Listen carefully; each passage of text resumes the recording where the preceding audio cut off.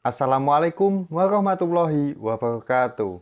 Ketemu lagi di channel Kembang Wingit bersama saya Hendra di sesi Kismis, Kisah Mistis.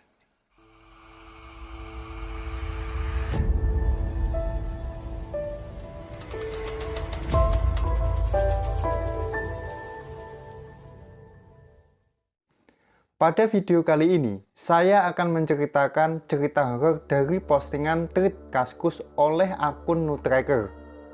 Kisah kali ini dialami oleh penulis sendiri yang tinggal di kamar tusuk sate.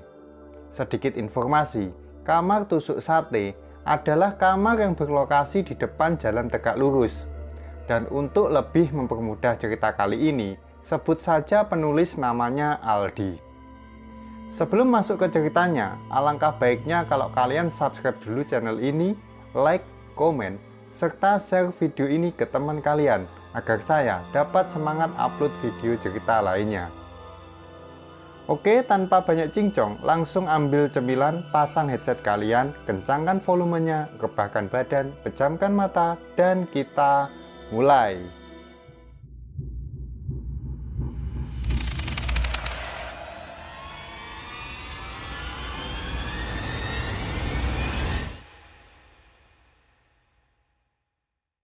Pagi itu, semestinya Aldi ada perkuliahan pukul 8.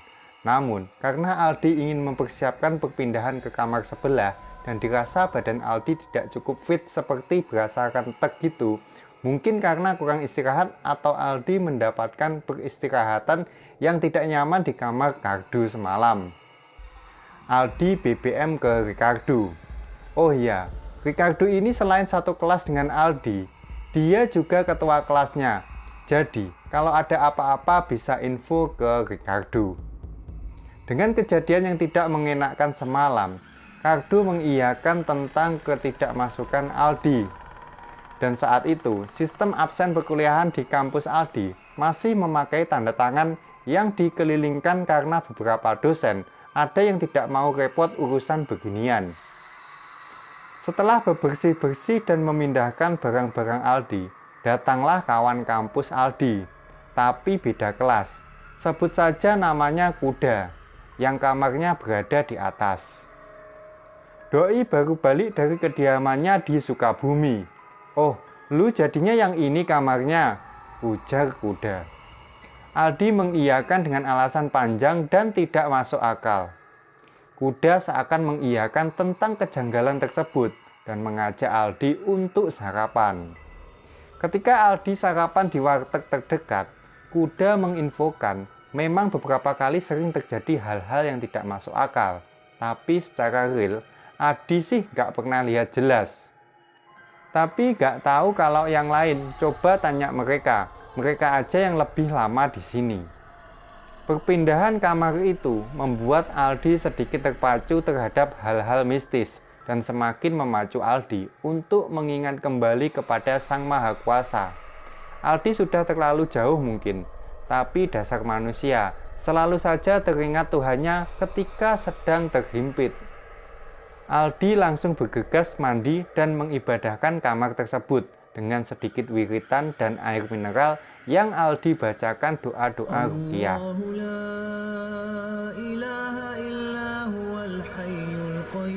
Aldi rasa hal itu sudah cukup dan harapan Aldi setidaknya memberikan energi positif terhadap kamar itu. Sebenarnya untuk hal ini Aldi tidak takut sama sekali, melainkan membuat Aldi semakin penasaran. Karena berkaca dari kontrakan Aldi sebelumnya, artinya untuk hal seperti ini bukan sekedar sekali atau dua kali Aldi rasakan. Ketika Aldi buka kaca jendela kamar, sekilas terlihat Mbak Sum yang sedang menguping atas hal yang Aldi lakukan. Menurut Aldi, Mbak Sum tertangkap basah sedang kepo apa yang Aldi lakukan barusan. Dan langsung saja, Aldi tanyakan lalu Mbak Sum hanya tersenyum kikuk berpura-pura membersihkan koridor. Tak terasa, Aldi ketiduran sampai jam 1 siang. Padahal jam setengah 2 siang Aldi ada perkuliahan. Langsung saja Aldi bergegas cuci muka, ganti baju, dan berangkat ke kampus. Semua sudah rapi, Aldi sempatkan merapikan kasur yang tidak seberapa besar itu sebelum berangkat. Biar ketika pulang tidak bertambah stres melihat isi kamar yang berantakan, dan tak lupa Aldi mengunci pintunya. Aldi menyambung mata kuliah lain sampai jam 6 sore, baru keluar dan lekas kembali ke kosannya.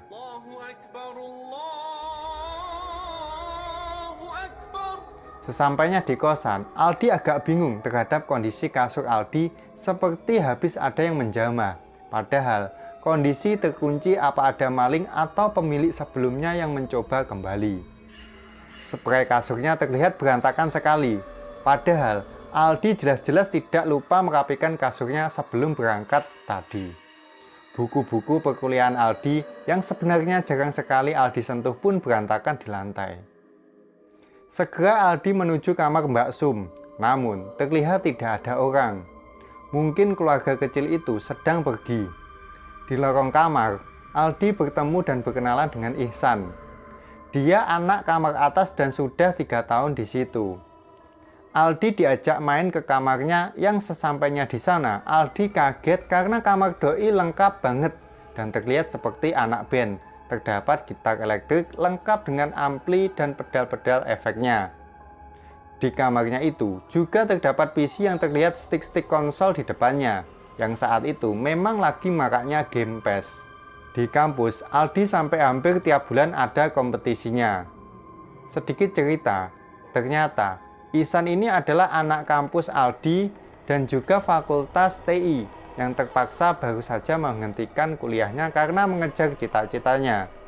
Ihsan merupakan gitaris reguler di beberapa band kafe wilayah Jakarta Selatan dengan bayaran yang cukup menggiurkan. Aldi yang hobi musik dan ngeband juga jadi merasa akrab dengan doi, ditambah Kuda yang juga anak band asal Sukabumi. Aldi merasa perpindahan Aldi ke kos itu seru karena banyak mereka yang sehobi dengan Aldi, sampai beberapa kali jamming bareng di kamar Ihsan yang sudah dilengkapi peredam suara buatan di tembok-temboknya. Bukan tentang band saja, berhubung Ihsan merupakan anak lama di kosan ini, membuat Aldi ada bahan untuk bertanya-tanya tentang kosan ini, dan Aldi ceritakan apa yang sudah terjadi. Ihsan pun seperti Kuda membenarkan hal-hal yang tidak masuk akal di kosan ini. Namun, karena terlihat ramai, jadi dibawa santai saja. Di kamar atas memang ramai, tapi di kamar bawah sepi menurut Aldi.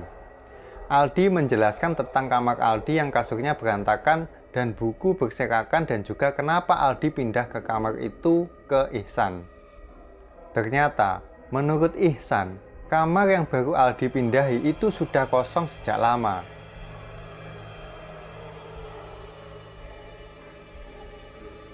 Pernah ada beberapa kali yang kos di situ, tiba-tiba tak lama pindah begitu saja.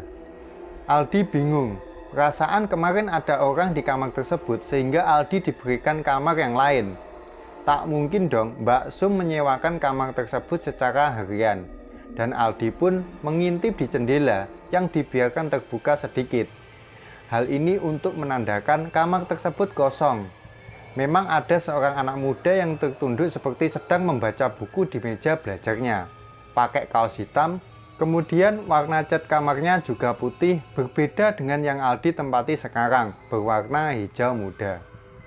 Menurut Ihsan, yang Aldi lihat itu cuma perasaan Aldi saja, sebab kamar tersebut sudah lama sekali kosong.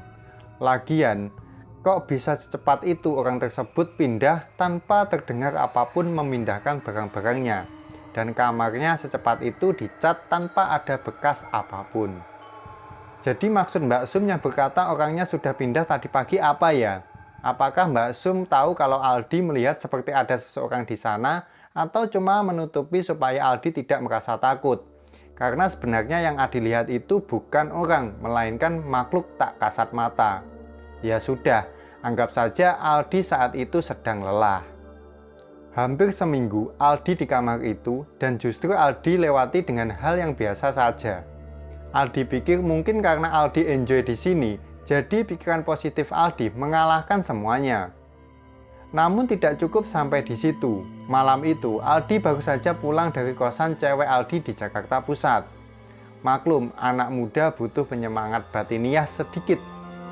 Karena dirasa badan cukup lelah, segera Aldi melepas sepatu Aldi dan tak lupa bersih-bersih sedikit sambil nantinya menikmati makanan buatan cewek Aldi yang dibungkus untuk Aldi makan malam.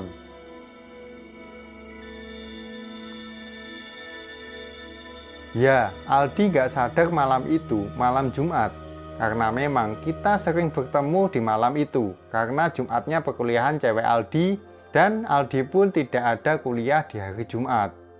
Sebenarnya, Aldi memang sengaja tidak pulang supaya besok jemput cewek Aldi sekalian pulang. Ketika Aldi lagi enak-enak makan, di depan pintu kamar Aldi terdengar bunyi kletak-kletok seperti ada orang yang main kelereng dan terdengar gaduh.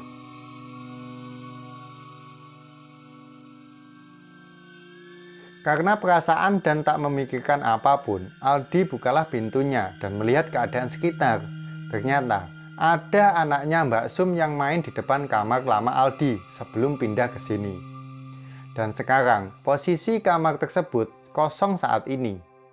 Aldi lihat jam yang masih melingkar di tangan Aldi menunjukkan pukul 10:30 malam.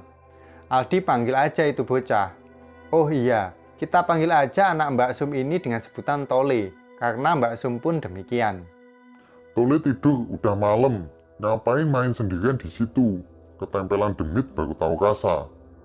Tanpa menoleh ke Aldi, Tole tetap melanjutkan permainan dan benar saja, bermain kelereng. Aldi tidak sadar dengan perkataan sompral Aldi barusan. Aldi samperin aja si Tole ini dan mencoba untuk memanggil dari jarak dekat, namun tetap tidak menggubris. Informasi sedikit, Tole ini berumur sekitar 3-4 tahunan.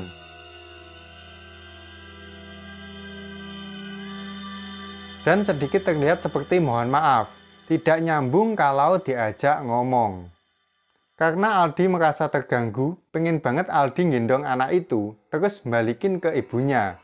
Tetapi, di sisi lain, Aldi takut dia nangis, malah nanti bikin ribet. Aldi segera ke kamar Mbak Sum dan Aldi ketok pintunya. Ternyata yang keluar cuma suaminya. Aldi langsung bilang aja, kalau si Tole jam segini masih main di depan pintu koridor. Saya terganggu dan mau tidur. Ternyata, bapaknya cuma bilang bahwa Tole dan Mbak Sum sore ini ke rumah budinya di Parung, karena ada tahlilan dan menginap di sana. Aldi menunjukkan ke si bapaknya kalau Tole itu berada di depan kamar kosong tadi. Tetapi setelah dilihat, ternyata anak itu sudah tidak ada di sana. Seketika, kaki Aldi gemetaran dan memperhatikan lebih detail ke tempat Tole tadi. Ternyata, kelereng yang berserakan pun juga tidak ada. Dengan perasaan sedikit malu, Aldi minta maaf ke si bapak dan Aldi segera masuk ke kamarnya lagi. Di sana Aldi bingung dan berpikir, masa iya sih lihat lagi? Persetan dengan tuyul. Tadi perut masih keroncongan dan tak lupa Aldi pun habiskan makanan tadi. Di sekitar hampir jalan minggu ketiga, teman kelas Aldi sebut saja Mahdi dan Entus nginep di kosan Aldi. Karena mereka bosan di rumah, ya tidak masalah menurut Aldi. Tapi Aldi sebutkan bahwa di kamar Aldi ini sepi, tidak ada TV. Akhirnya, Entus yang bertempat tinggal di sekitaran Kedoya membawa TV 14 in yang katanya sudah tidak terpakai dan menghibahkan untuk kamar Aldi. Mahdi yang memiliki PS2 tak lupa membawanya dan juga menghibahkan untuk disimpan di kamar Aldi. Kalau misalnya iseng nunggu jam kampus, bisa main begitu katanya. Yang mendengar hal itu, Aldi sih jadi enak ya.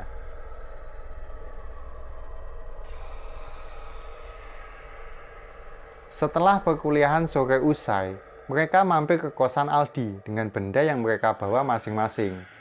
Berhubung besok nggak ada jam kuliah, mereka santai-santai aja datang ke kamar Aldi pada pakai sempakan. Aldi tidak pernah bercerita tentang kondisi kosan Aldi ke mereka, teman-teman kampus Aldi. Maksud dan tujuan Aldi adalah kalau mereka main, jadi nggak merasa takut.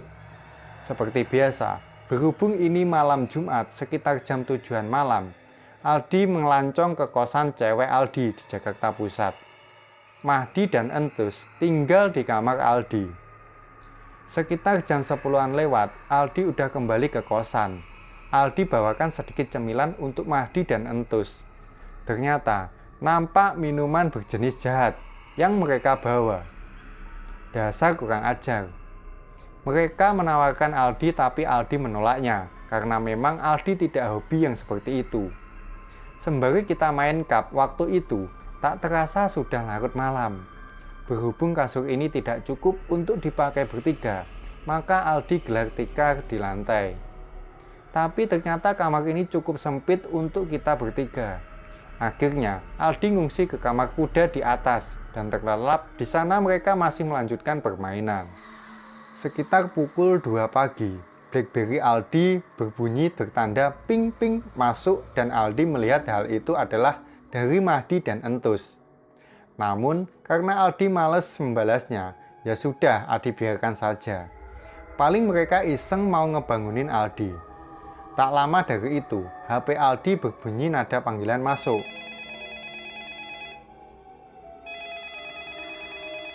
Karena menurut Aldi penting, ya sudah, Aldi angkat. Mahdi berkata, "Oi, Al, di mana lu? Cepet sini, penting." Aldi hanya mengiyakan sambil membenarkan posisi rebahan. Sekejap Aldi teringat, jangan-jangan dua orang belegu ini diganggu setan lagi. Seketika Aldi langsung lari turun tangga malam itu, sekitar hampir jam 2:30 pagi. Tanpa menutup pintu kamar kuda yang sedang tertidur pulas, Aldi langsung turun ke bawah. Ketika Aldi ketuk pintu kamar Aldi, mereka tidak membukakan pintunya. Aldi sedikit merinding, berhubung di koridor sana adalah tempat yang paling mencekam dan ini adalah jam yang efektif untuk mereka menunjukkan eksistensinya. Langsung saja Aldi mencoba membukanya. Ternyata pintunya nggak dikunci. Setelah Aldi masuk, seketika syok Aldi melihat kedua teman Aldi meringkuk di pojokan sambil terlihat kaku. Aldi sadar-sadarkan mereka. Aldi pikir ini efek dari minuman jahat yang mereka bawa. Ternyata tidak. Mahdi buka omongan seperti ini, bahwa tadi ada yang ketok-ketok pintu, tapi tidak ia buka. Karena ia takut kalau itu si mbak penjaga kosan. Akhirnya, ia BBM ke Aldi, kalau mau masuk kabarin dulu, biar aku yang bukain. Tapi ternyata ada makhluk melayang seperti hologram menembus pintu kamar dan langsung duduk di kursi meja belajar. Di arah sana membelakangi Mahdi dan Entus. Dia berbentuk laki-laki, seusia kita, pakai baju hitam. Kalau nggak percaya, tanya aja sama Entus. Dia juga lihat kok. Aldi langsung bilang aja sambil ketawa, "Kenapa nggak lu timpuk pakai stick PS nih?" Kata mereka, buru-buru mau nimpuk, ngangkat HP aja udah nggak kuat. Padahal gaya mereka rock and roll berambut gondrong. Setelah Aldi pikir-pikir, cerita dari Mahdi bahwa makhluk itu laki-laki pakai baju hitam dan duduk di depan meja belajar.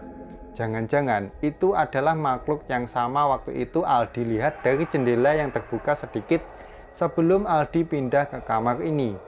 Luar biasa memang, hal ini sangat berkaitan.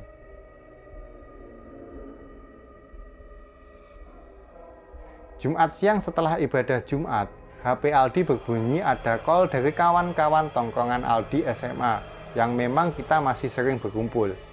Dia tahu kalau Aldi ngekos dan numpang nginep sampai hari Minggu. Jadi dia ini mahasiswa kampus reformasi yang terkenal itu dan sedang bolos makrab yang diadakan di puncak.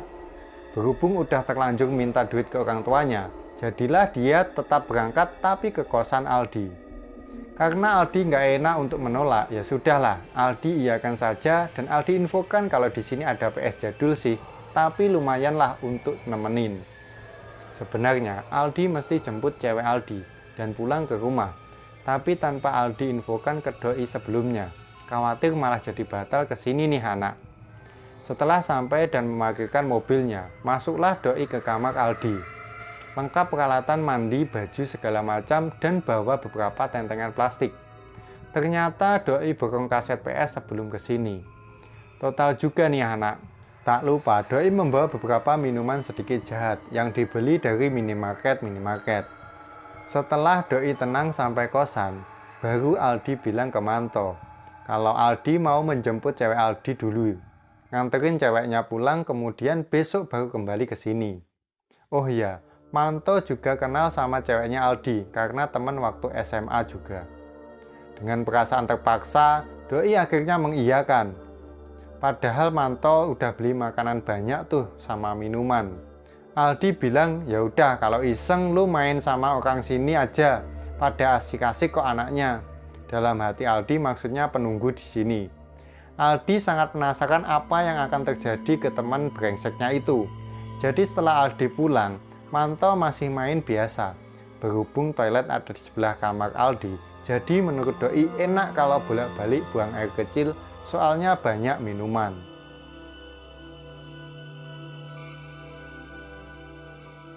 Menurut Manto, sekitar jam 11-an malam, Doi masih iseng main PS dan belum ngantuk. Tiba-tiba ada yang ngetok pintu kamar. Karena sebelumnya Aldi udah izin sama Mbak Sum kalau ada saudara datang. Jadi Doi slow aja, karena pura-pura sebagai saudara Aldi. Ketika Doi buka pintu, ternyata kosong. Sekalian Doi ke toilet buang air kecil, dan tak lupa mematikan keran air. Pas keluar toilet, kok keran airnya hidup lagi. Akhirnya Doi balik lagi matiin tuh keran dan kembali ke kamar. Gak lama Doi main lagi tuh game MotoGP katanya. Ada yang ngetok-ngetok lagi. Pas dibuka kosong gak ada orang. Di toilet ada suara air deras. Seperti orang lagi mandi atau ngapain lah.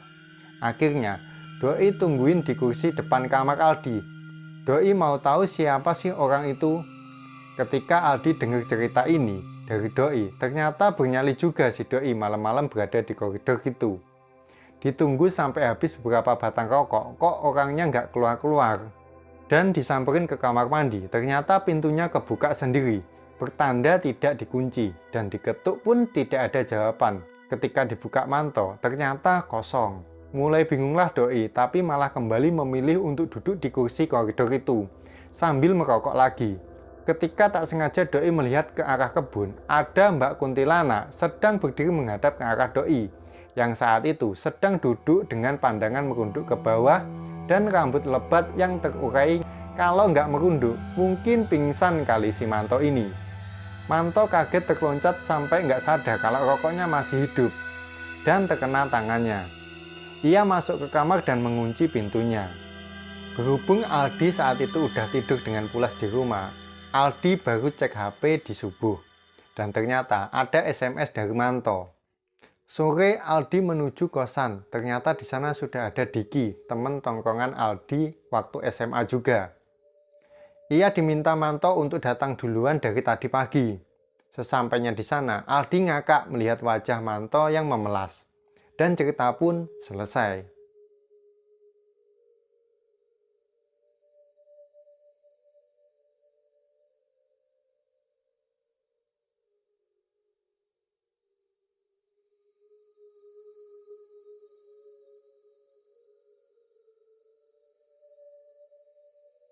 Oke guys, itulah tadi cerita Aldi yang tinggal di kamar tusuk sate dan mengalami kejadian mistis selama ia tinggal.